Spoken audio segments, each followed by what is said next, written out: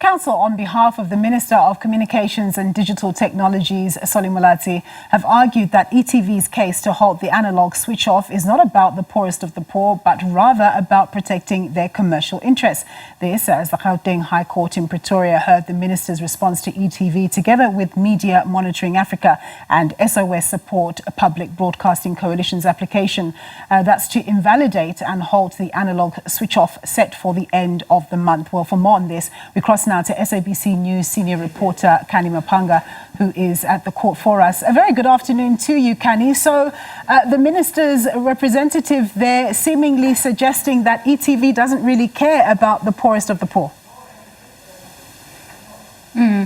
Indeed. Good afternoon to you, Nampu, and to the viewers at home. We've just concluded day 2 of the hearing of ETV's bid to halt that ASO switch-off deadline, which is the 31st of March 2025. Today kicked off with the respondents having the opportunity to respond to the contentions by the applicants about the devastating impacts this ASO switch-off will have on the millions of South Africans that rely on that analog spectrum to get that access to information.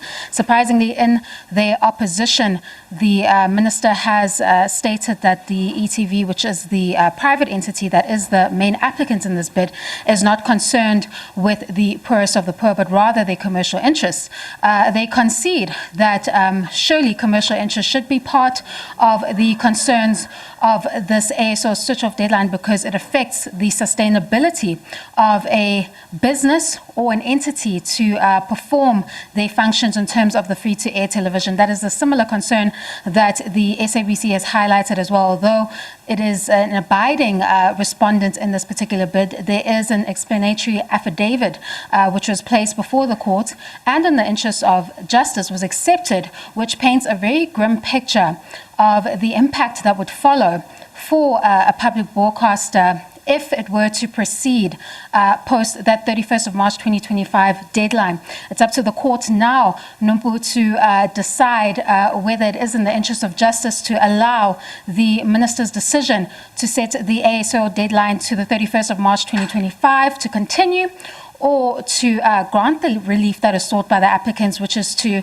get an interdict and then subsequently review the decision to set that ASO deadline to the 31st of March 2025.